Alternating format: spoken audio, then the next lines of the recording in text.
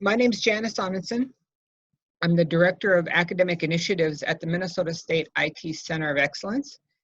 We are one of 8 centers of excellences across the Minnesota State system. So we are we run with the IT world. And one of the things that came up from us now that we're all moving kind of remotely for the foreseeable future, I suppose, for the next few months, we decided that we wanted to continue to have our collaborative events with our faculty, with our industry partners. So we created what we call the Academic Webinar Series. This will go until the end of May, and then we'll start up again in August, and different options every 2 weeks. So we started a lot with the data, career readiness. We're going back. April 30th will be data. Someone from SAS will be coming in and talking about how they are using the data to help solve for some of the COVID-19 issues that are coming up, as far as telling governors, telling states, telling people when it's safe to go back. So it's pretty interesting stuff. After that, we have the Red Team Secure, which is a cybersecurity firm in the Minneapolis area. And they're going to be talking about just kind of home security in the world of digital age, where we're using computers, we're using Facebook, we're using Zoom, we're using all these tools. How can we make sure that what we're doing is safe as well as effective in the cyber world? So we all have that kind of concern. But today we have a guest. Chad has been working as a contractor for us, and very over a year now, I think, Chad. Way over a year. Yeah, with the center. He's done some excellent work in research and got us a few grant opportunities within the career readiness and digital badging. And I wanted to invite him in because I know a lot of folks have heard this presentation, but there's still a whole host of folks that I think would be beneficial to have you learn about it, because these are modules that are for free through our center that you can use at any time. So I wanted to give Chad the time to talk with everybody. We're recording the call. We'll have it on our website as well. So with that, I am going to hand it over to Chad. Great. Thank you, Janice. You're welcome. And I don't know if we have a chat feature available for this call or not, because I can't seem to find it here on my control panel. So hopefully there's a way for people to get in touch with us afterwards to ask questions. And I've got my contact information on the last slide, and I was probably on that email that Janice sent out with the link to this Zoom meeting. But if we figure out chat or Q&A, by all means, send me a question during this webinar. Otherwise, we'll do some follow-ups. So our agenda for today is as follows. I'm just going to introduce myself. Janice did that already a little bit, but then we'll talk about the definition of career readiness skills, what we at the Center of Excellence, how we've defined them, and how I think higher ed and employers are starting to define them a little bit more acutely. We'll talk a little bit about employers' views on career readiness skills. And then I wanted to take a pause and also talk about ways students can improve their skills. For those of you on the phone, I think mostly faculty, or those of you who might be in advisory roles at the various campuses, I've got a couple of items to share in that regard. And then I'll talk about digital badges, just at a high level, as well as some details about our modules around career readiness and the badges that we have available now. And we're going through a pilot actually this semester at 5 different Minnesota State campuses, and we hope to continue to grow the use of the modules and the badges going forward. So a lot of you know Janice, and she introduced herself. A lot of you may not know me, so just a brief introduction about me. I've been with the IT Center of Excellence for about 18, 19 months, going back to kind of summer of 2018. And pretty much the whole time I've been focused on these career readiness modules, our curriculum, the badges. Like Janice said, we had an opportunity to apply for a grant around this, and we were awarded that grant. My background is largely in technology and IT, so I've had various roles at companies like Accenture and 3M. I've led software development teams. I've brought new software and technology products to market. And going back to when I started with the IT Center of Excellence, this has really been like a product launch and a product rollout type of initiative for the center. As 18 months ago, we really didn't have anything to offer faculty and students, but now we've got 3 modules and badges, and we've seen adoption grow every quarter across the state. And then we'll continue to promote them and hopefully see more and more adoption and use, and also then ongoing improvement of the modules. But anyhow, that's a little bit about me. I'm going to start off here by just defining career readiness. I took this presentation from one I did with students recently, so I had some questions that I had posed to them before I dove into this. Like, just asking them what they thought career readiness skills were, who has them, how can you learn and improve them. And generally, when I talk to students, they have really good answers for these. They are aware of what career readiness means and what they can do to improve them. But just to define it for all of us on the phone today on this webinar, career readiness is the attainment and demonstration of competencies that broadly prepare college graduates for a successful transition into the workplace. And for those of you tracking this subject for the last many number of years, you probably have seen this list of 8 career readiness skills as defined by the National Association of Colleges and Employers, or NACE for short. And these names, again, hopefully they're familiar to a lot of you, whether because you know NACE, or you just look at these and you're like, yeah, these are logical career readiness skills, or soft skills, which is another word often used to define these. So we've adopted these names for the most part at the Center of Excellence. And this is how we talk about career readiness skills. Really they're the skills that not just students are going to need to get a job, but also the skills they need to succeed on the job and continue to do well. Now I've shown a lot of these charts to people before, and they always, I think, get good responses. So, and I apologize for those of you who might have seen them in the past, but essentially the reason why we at the Center of Excellence and at Minnesota State think career readiness skills are important, it's not just because we made it up, it's because employers are telling us and they're telling the world that these are essential skills for college graduates in order for them to succeed in the workplace. So you see here, like a good number of these are anywhere between rated essential or absolutely essential for success in the workplace, according to employers. And this was a survey from 2019 of 172 employers. When employers are asked what are they most looking for on students' resumes, it generally is, again, those career readiness skills like communication, problem solving, working on a team, so on and so forth. So you see technical skills halfway down this list in terms of what they're most looking for from students on resumes. The unfortunate part is that these same employers see a lot of gaps and challenges with college graduates' career readiness skills. So you see, going from left to right, say on the left there, 100% of employers feel that critical thinking and problem solving is an essential skill, but they rated only 58% of their candidates as proficient in those skills. So that gap is pretty significant, and the gaps pretty much exist across all the skills and are very important in those top 4 or 5 skills. Those top 4 are all over 90% considered essential. So certainly when the Center of Excellence and myself saw this data, they going back a couple of years, they've run this survey. So we saw it from 2017 and 2018. We knew that we should try to do something about it. Just to continue with defining career readiness skills, how many are there? Again, this is difficult to quantify because there's so many.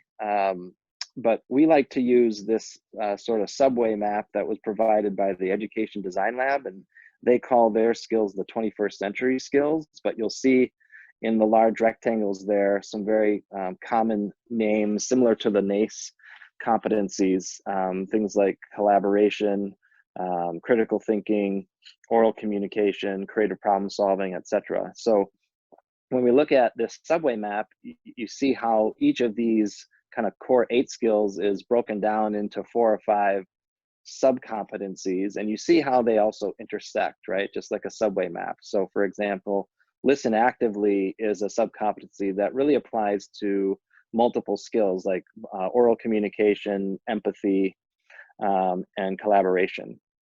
So we really like this map. We actually really like the Education Design Lab, and we're leveraging a lot of their content and all of these names and these skills to deliver the modules that we have out there currently. So like I said, I've given this talk to students in the past, and I always like to make it interactive, but I ask them ways that they can improve their career readiness. So what I've done is kind of summarize those for this audience.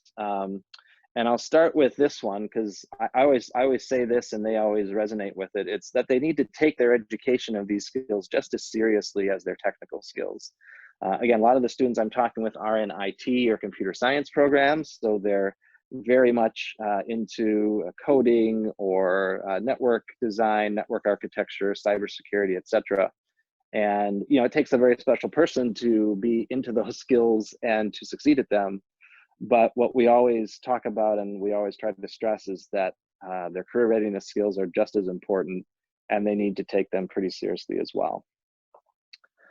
Another way is, of course, to practice them in everyday life, because these are skills that you essentially are using most of the time, whether you're in a professional setting, a personal setting, etc. So these are just some of the skills that, you know, we've talked about, myself and the students, things like listening actively, writing professionally, etc. And then even just, you know, things as simple as showing up on time and, you know, being professional. Another way is to ask their mentors, ask their peers for feedback on their skills and where they can improve. You know, open up, try to you know, find those mentors and peers while you're in college, or even those that you might be working with on a part-time job or even a full-time job while you're in college, and ask them, you know, for their feedback, because that's really how you're going to improve. And one of the things that we encourage and we've instituted as part of the career readiness modules is actually a 360-degree assessment. So we have probably over 200 students this semester across a few campuses trying this 360-degree assessment aspect, where they take a self-assessment of their skills, and then they ask 3 or more peers to provide an assessment, and then they can kind of see the differences between their assessment and their peers' assessments and really know what they need to work on.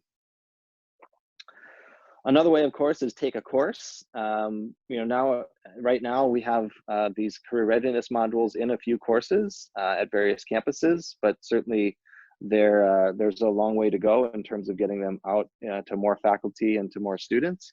But there are certainly courses within a number of different IT and computer science programs at Minnesota State colleges that already focus on these skills, or at least touch on them. Particularly, I'd say teamwork is a big one, because there are a lot of courses where students work in teams and have to work on a group project.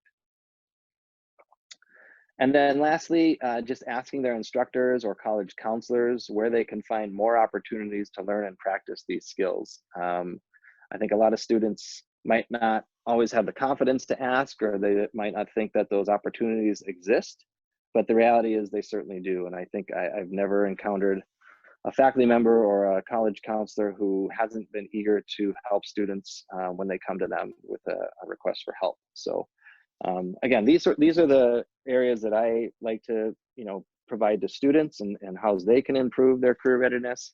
And they resonate with these, and they've added to this list over time as well. So the next question that I would ask during this presentation is, how can students show employers they're career ready? And there are a number of ways to do that, of course. Obviously, in your interviews, in your written documents that go to an employer, like your resume or anything you have on LinkedIn. But a new and up-and-coming way to show at least a little bit of a signal that you've been working on these skills and that you're getting better at them are digital badges, or AKA micro-credentials. So I'm going to talk a little bit about what these are, what we're doing with them, and start with some of the basics and then get more a little bit into the details. So what are digital badges? Who has earned a badge before? Who was awarded the badge? And what do you do with the badge? Again, I was hoping we might have a Q&A or a chat feature on this to get this audience's responses to these, but we'll go right to the next slide because I can't hear from you. But to start off with, let's go through some definitions so we're all on the same page. The first is just a badge. And what is a badge? Well, that's a validated digital indicator of an accomplishment, skill, quality, or interest. And you see some examples over on the right there. Some of you may be very familiar with these since we're mostly probably a technology group here on the phone. Things like an IBM badge or a Microsoft badge or a SAS badge or a Python badge. My observation is that badging is definitely pretty prominent in technical circles, technology badges in particular, certifications, but they're moving into other areas as well. And one in particular, of course, is these softer skills or career readiness skills. Next definition is a credential.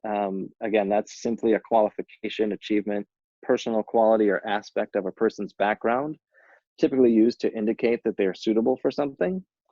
And then beneath that would be a micro-credential, which are digital representations of educational achievements in a specific topic area. And then lastly, we want to define what a backpack is. And this is a digital place, an online place, where learners store, display, and share their digital badges. This was certainly a new concept to me when I started working on this, but it's a very important one, because without a backpack, it's really difficult to share your digital badges to the rest of the world, which is really what the badge is for, to share and to note your accomplishments.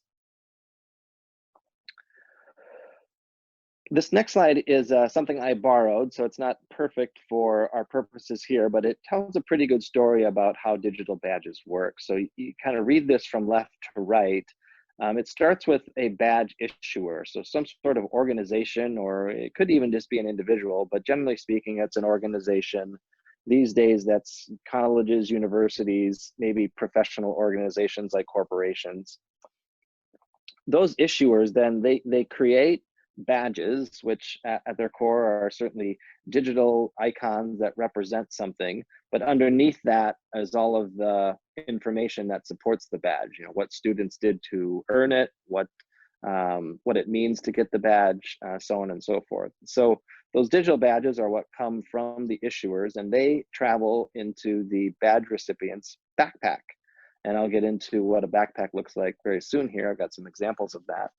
But from that backpack, that's really the critical tool that individuals will use to share those badges, not just in their backpack, because they can certainly send links to their backpack and those badges to others, but they can share out specific badges to different networking sites. Most prominently, of course, probably LinkedIn or Twitter or Facebook or Google.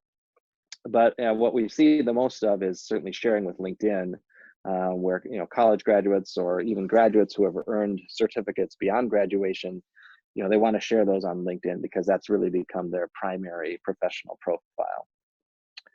And then just finally on the right, again, what we see and what a lot of others see in terms of benefits for badges. The first is, you call it classroom improvements. It's really an incentive, right? So, offering a badge as a way to help students get motivated to, learn that material, practice that material, and achieve competency in the material.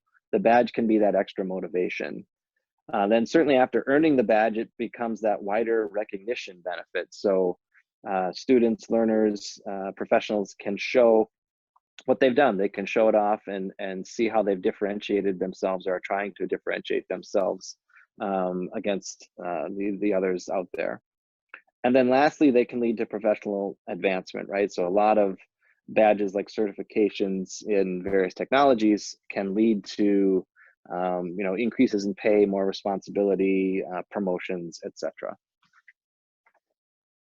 So again, I really like this slide. I didn't try to recreate it myself because it was already done so well. And hopefully this makes a lot of sense to people.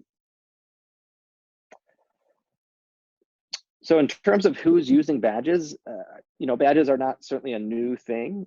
They seem to be growing little by little, year over year. And I think in higher education, they continue to grow. But on the corporate side, on the left there, you see a lot of household names in technology that are issuing and or recognizing badges as a way, again, as a signal of credentials and accomplishment. On the education and training provider side, this is just a small number of colleges and universities using badges. And the 5 at the bottom there in the middle of the slide, those are the 5 Minnesota state organizations that are part of our badging pilot for these career readiness skills this semester. I think some of them have been using badges for other things as well. And there are probably other Minnesota state institutions that are not listed there in those 5 that are issuing badges already.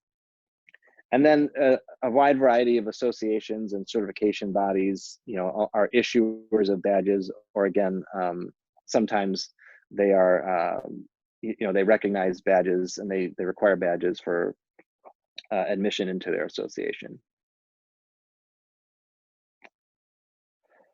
So now I'm going to talk a little bit about a backpack, and my guess is that some of you on the phone have seen backpacks before, some of you may not have. So I'll just go through this step by step, because certainly when I present to students, a lot of them have not seen this. So I like to explain it step by step. So this is one example of a backpack. This is a product called Badger. And if you're a user of Badger, you come in and you'll see this dashboard of all your badges. And specifically, again, the badge are all these icons in the upper left of these tiles, and the name of the badge, as well as a short description. So whether you're using Badger or another popular backpack is called cSquaredE, you're going to see some sort of dashboard with all of your badges and short descriptions. If you drill into one of those badges, and now this is actually on the Acclaim backpack, which is run by cSquaredE, you're going to see a lot more detail about the badge. And this would also be something that you could share with an employer or somebody from the outside, so they could go really dig into understand what it was you did to earn the badge. So here it's going to then highlight not just the title and of course the image, but who issued it. So who's the issuing body? This is an easy one here because this is a Microsoft badge for Office Specialist capability. But in our case at Minnesota State, we would have probably issued by St. Cloud State or issued by Minneapolis College. So it would be the college or university that awarding the badge to the learner. But again, there's an issued statement. There's a set of a paragraph or short description of what the learner did to earn the badge. And then there's this great opportunity to really put a lot of metadata and tags on the badge. And this is mostly done by the issuer, but it can also be supplemented by the student or the learner to really help with search optimization on the badge. So what's it look like on LinkedIn? Again, some of you have LinkedIn profiles. You might have certifications on your profile. They're typically kind of towards the bottom, even below education. But again, they look a lot like this. These are just a couple of examples. And again, what usually carries forward from the backpack to LinkedIn are things like the issued date and whether there's an expiration date, and then a link that drives the user back to the backpack to, again, see more of the detail.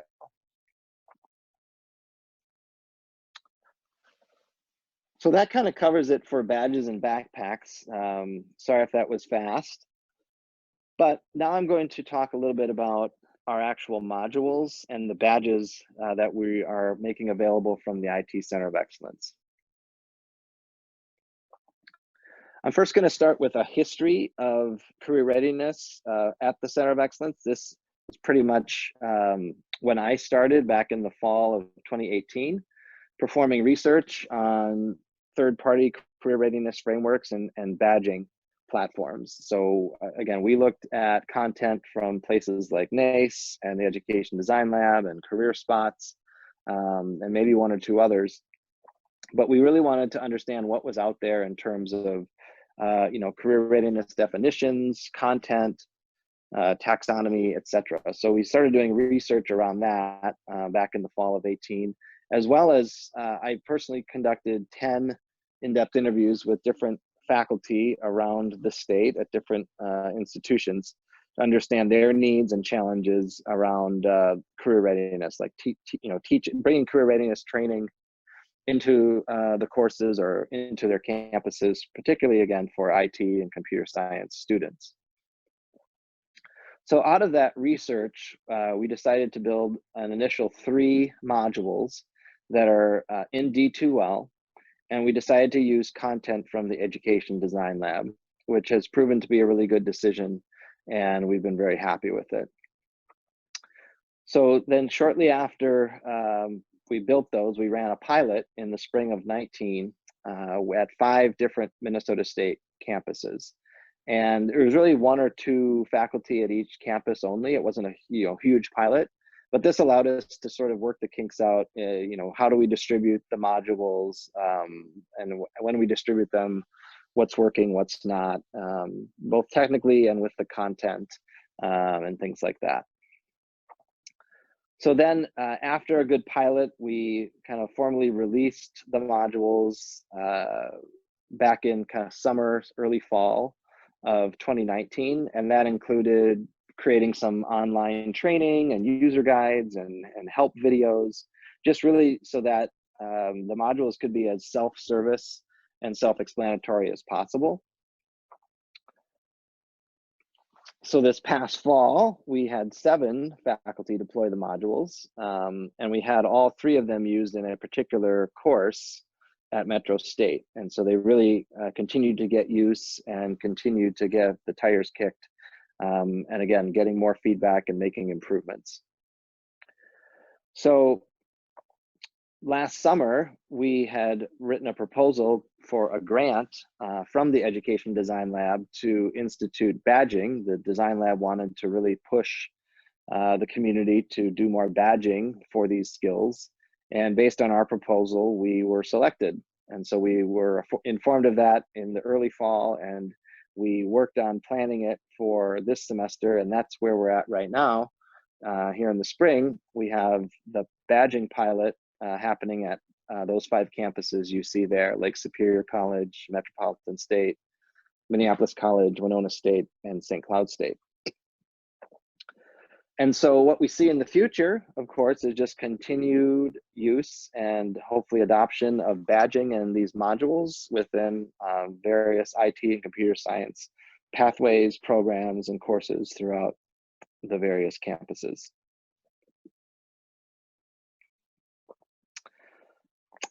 For those of you who have access to YouTube or have seen our webpage, the IT Center of Excellence webpage, we have a pretty good explainer video on the career readiness modules. I won't go into it here in the interest of time and just probably technology challenges with audio.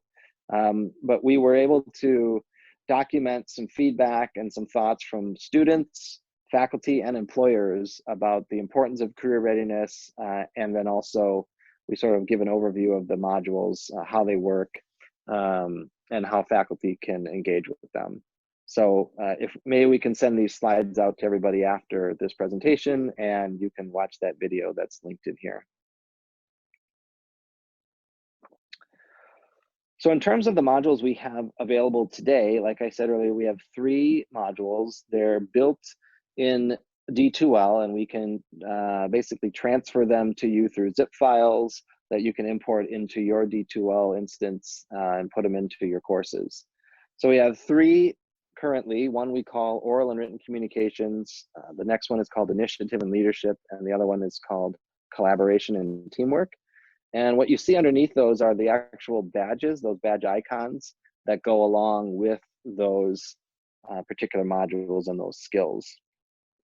Underneath each module or each kind of high-level skill, again, we have the sub-competencies that underpin them. And so these tie back to that subway map I showed you earlier. The point here is that each of these modules has rich content, exercises, and assessments for each of these sub-competencies. So as if you were to look through one of the modules, say oral and written communications, you would see 5 learning objectives laid out at the beginning of the module. And then each of those learning objectives is gonna, ask the student to read some literature or watch some videos, about what it's like to, perform those skills with competence. Then we're going to instruct the student to do some exercises. Sometimes it's a exercise they do on their own. Sometimes it's in a small group. And then at the end of each learning objective, there's an assessment, an assignment, if you will.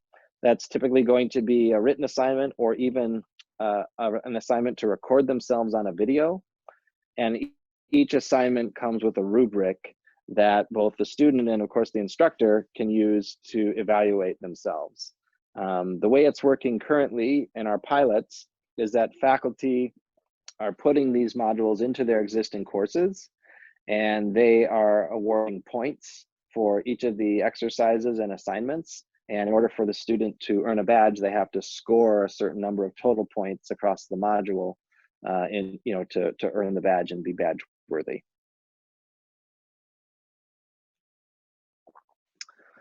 So quickly, a little bit on our badging initiative pilot. For those of you who haven't heard, we've called it Project Elevate.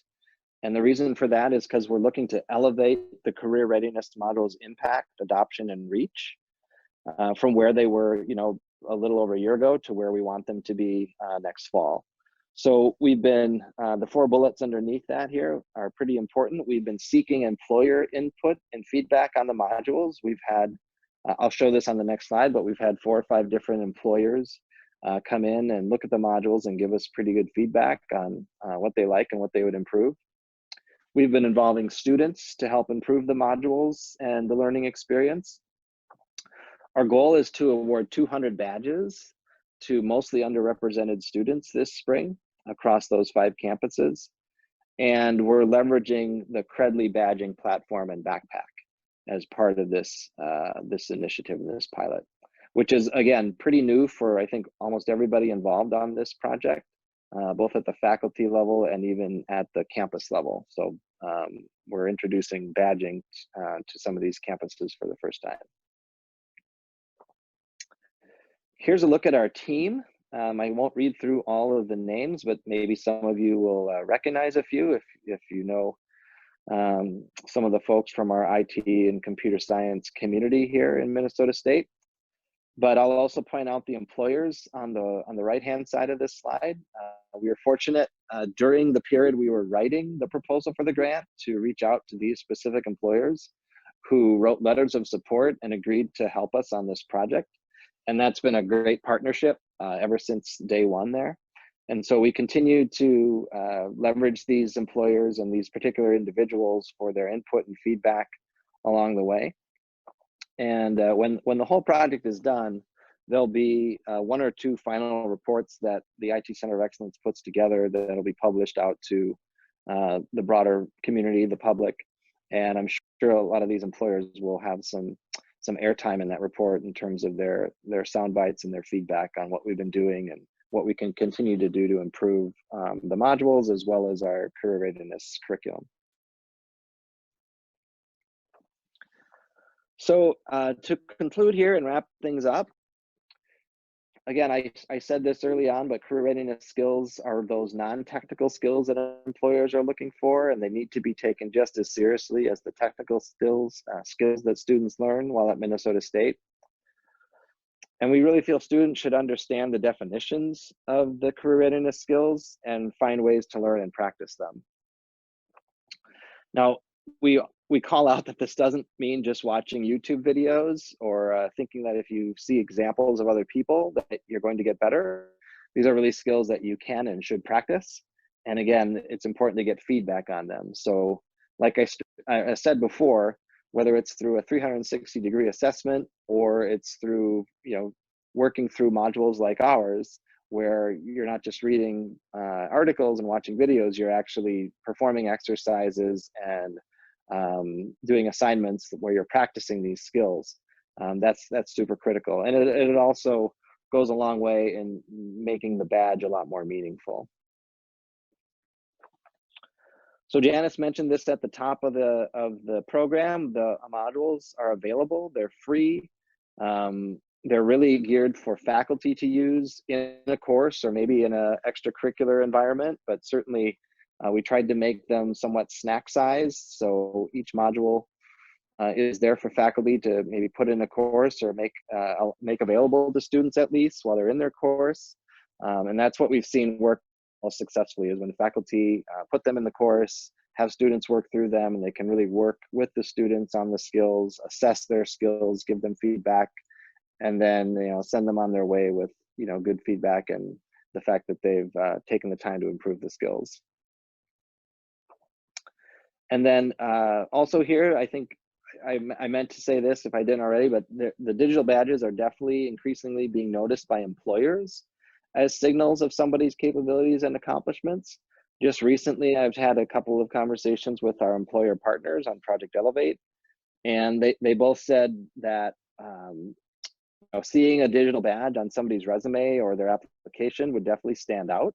And they'd also, be very interested in hearing from the student about how they earned the badge and what it took to do that.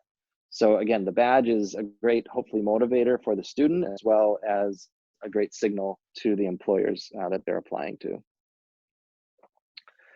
And then lastly, again, anybody who's interested in awarding badges to students for these skills, we can help. Myself, Janice, and the whole team, we're here to help. And we'd love to hear from you and have you get in touch and work with you to do this. Closing, this is my contact information, Janice's, and then some links to our websites. Again, we'll try to send these slides out after the fact here, and you can all have them, and you can have these links, and we'd welcome your interest in the modules and the badges, and hopefully we can continue to grow their adoption across Minnesota State the rest of this year and in the future. That's all I had for today. Again, apologies for not having the chat set up with this meeting, but hopefully if anybody has questions, they can send them my way or Janice's way, and we'll follow up after this. So that's it for today. Thanks everybody for participating, and I look forward to hearing from some of you on this topic. Take care.